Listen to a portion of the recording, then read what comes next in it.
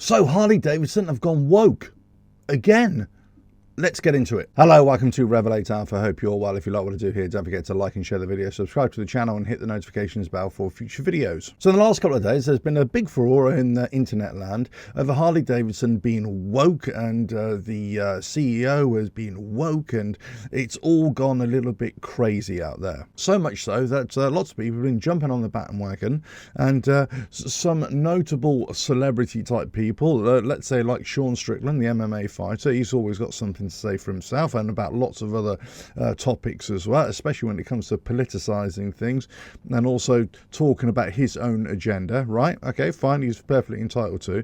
Now he's jumped on the bandwagon talking about Harley Davidson. He's never going to own a Harley Davidson again. He's selling his and all that sort of stuff, and it's all to do with this CEO and all this sort of stuff. Okay, this is all old news.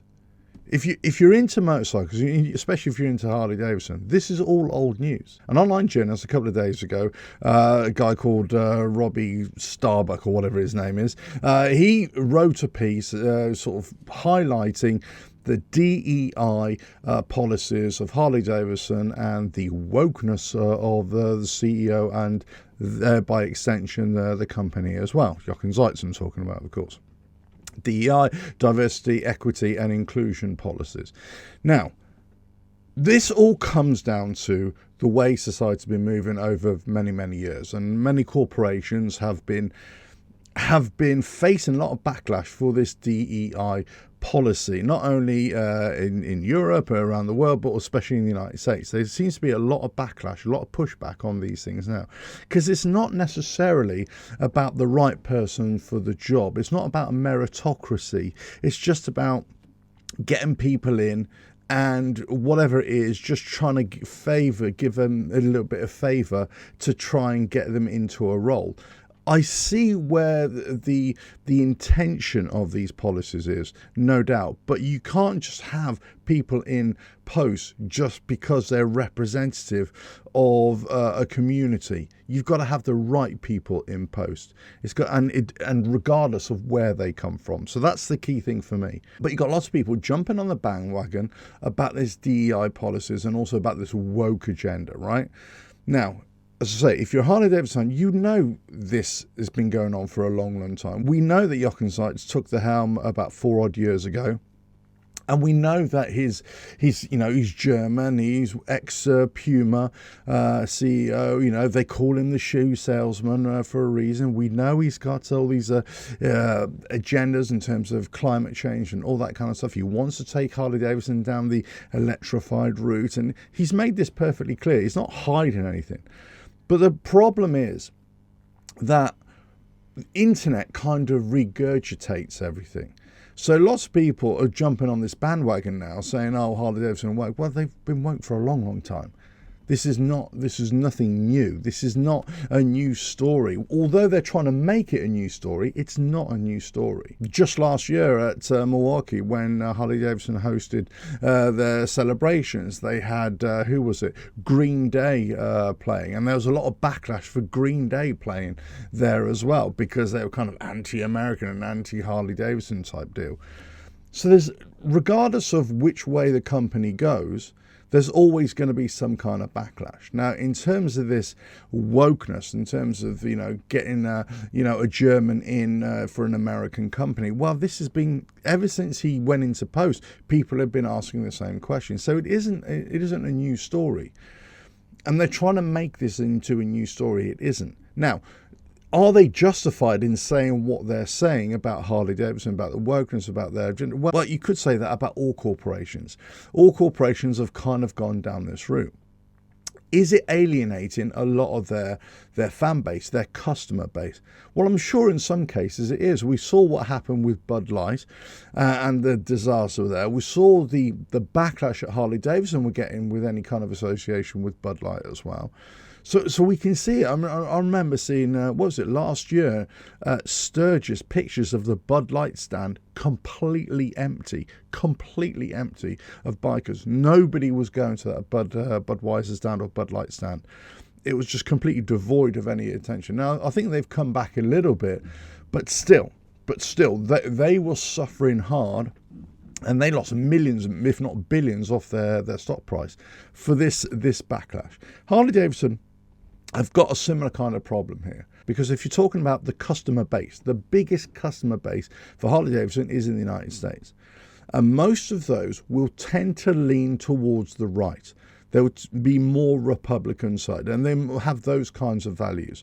Well, if that's the case, then you're fighting against your own customer base. You're taking the company in a direction that many people just don't want to go. And when you've got these buzzwords like DEI, this diversity, equity, inclusion, being floated around, and especially where companies, corporations, the United States especially, I'm not sure about around the world, but certainly in the United States, they can get tax credits, they can get government funding in many ways for having DEI policies. They can have incentives to have this and implement these policies.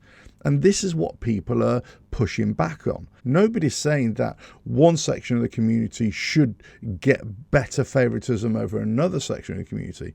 But what he's saying is that, yeah, it's got to be representative. I understand that. And that's got to be, equality and inclusion for everybody. But it's got to be based on merit, and it's got to be based on, can you do the job? It's not up to companies to solve the problem of society. It's not the role of government to incentivize companies to just hire anybody that they can just to tick a box. What it is, it comes down to the education system, the social system. You've got to make it fair and equal and equitable for everybody to be able to get an education, to be able to rise up and earn a living, support their families, get on in life.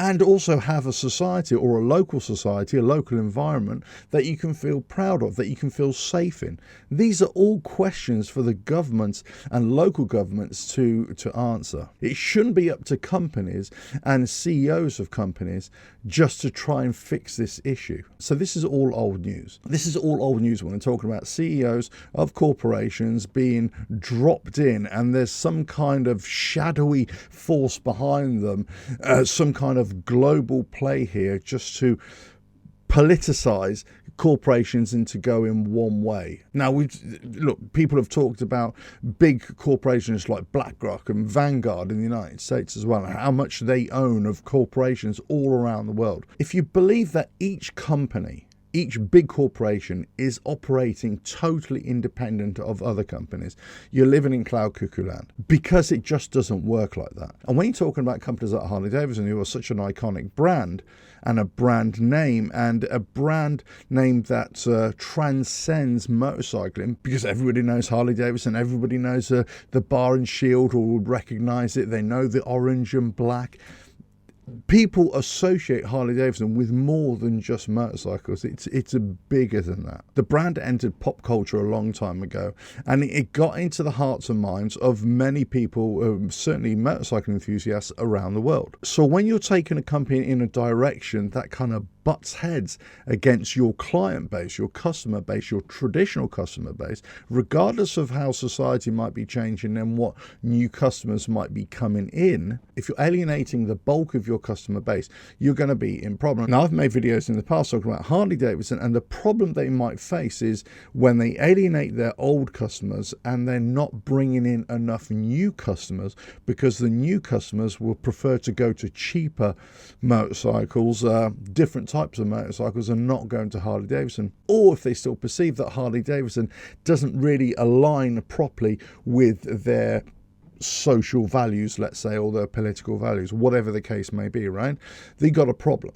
So that's why you can see that if there's a change in society, the company is going to shift direction. It's going to move in that direction. Now, the question is, how much can it move into that direction to satisfy the new world order, as it were, or the new customer base? But also, how far can it move until it breaks, until it can't go anymore? Say, this is all old news. So whilst lots of people are jumping on the bandwagon, I'm sure you're going to get more videos on YouTube, and if you're on social media, I'm sure it's there's going to be lots of agitators there, but it's all old news. We've been knowing about this for a long time. And people will either stick with the brand, or they just ignore all this woke talk, and they just say, do I like the bike? I like the bike. If I don't, I don't.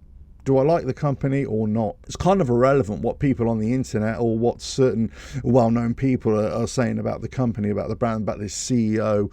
Oh, get this German out and get an American in, all that kind of stuff. When fundamentally, it's whether you can afford the bike, whether you like the bike, and whether you can block out all that noise and just go out and ride. I mean, that's basically what it's going to be about. Let us know your thoughts in the comments below. But for me, all this woke talk from Harley Davidson, it's all old news. They're trying to make it new news. It's not. It's all old news. Let us know your thoughts in the comments below. If you like what I do here, don't forget to like and share the video. Subscribe to the channel and hit the notifications bell for future videos. And I will catch you again on another video coming very soon. Bye now.